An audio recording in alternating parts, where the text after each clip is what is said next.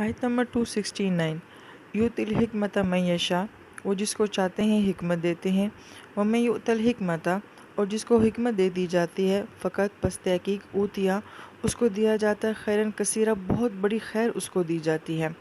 اب اس آیت مبارکہ کو پڑھتے ہمارے ذہن میں یہ خیال آتا ہے کہ پیچھے تو انفاق کی بات ہو رہی تھی، اللہ تعالیٰ کی راہ میں خرچ کرنا، اور یہاں پہ ایک دم جو ہے وہ حکمت کا ذکر کیا گیا ہے۔ اس کا ایک خوبصورت نقطہ تو یہ بیان کیا جاتا ہے کہ بعض اوقات اللہ تعالیٰ کی راہ میں خرچ کرنا جو ہوتا ہے وہ انسان کے لیے حکمت کے دروازے بھی کھول دیتا ہے۔ صرف خرچ کرنے کا یہی ثواب نہیں ہوتا کہ آپ کے گناہ معاف ہو جاتے ہیں، بری موت ٹل جاتی ہے، سختیاں ٹل جاتی ہیں، اور یہ کہ آپ کا مال جو ہے وہ ڈبل ہو جاتا ہے، بلکہ ایک اور یہاں پہ اس کی خوبصورتی یہ بتائی گئی ہے کہ اللہ تعالیٰ کی راہ میں خرچ کرنا جو ہے وہ حکمت کا، وزڈم کا، ہدایت کا ذریعہ بن جاتا ہے۔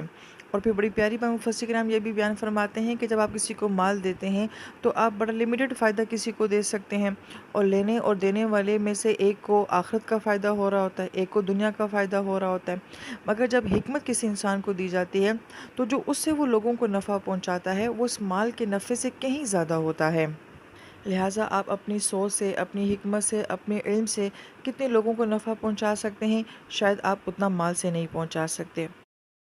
اور بھی فرمایا وما یذکروا، اور نہیں نصیحت حاصل کرتے اس سے مگر الا وہی لوگ اولو الالباب جو کہ عقل والے ہوتے ہیں۔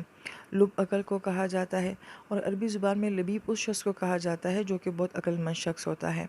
لیکن اولو الالباب سے مراد ایسے ذہن ہوتے ہیں کہ جو منتشر نہیں ہوتے، ڈسٹریکٹ نہیں ہوتے ہیں، وہ پرسکون ذہن ہوتے ہیں۔ تو ایسے ذہن والے جو لوگ ہوتے ہیں وہی غور و فکر کرنے والے ہوتے ہیں، تدبر کرنے والے ہوتے ہیں۔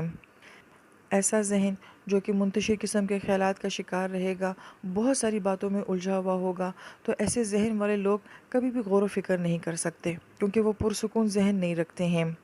اس کی مثال ایسے کہ اگر آج کی دنیا میں ہم دیکھیں کہ جس نے فیس بک بھی دیکھنا ہے، واٹس ایپ کے میسیجز کو بھی دیکھنا ہے، سیزن بھی سارے دیکھنے ہیں، ایپیسوڈ پہ ایپیسوڈ بھی دیکھنی ہے، نیٹ فلکس کا اس کے پاس جو ہے سبسکرپشن بھی ہے، تو جس کے ذہن میں اتنا کچھ چل رہا ہوگا وہ کہاں یہ اس بات پہ غور کرے گا کہ اس آیت مبارکہ میں کیا بات ہو رہی ہے، اور اس آیت مبارکہ میں اچانک انفاق کے بعد جو ہے حکمت کی بات کیوں کی گئی ہے۔ تو لہٰذا نصیحت حاصل کرنے کے لیے، غور و فکر کرنے کے لیے ایک پرسکون ذہن کا ہونا بہت ضروری ہوتا ہے۔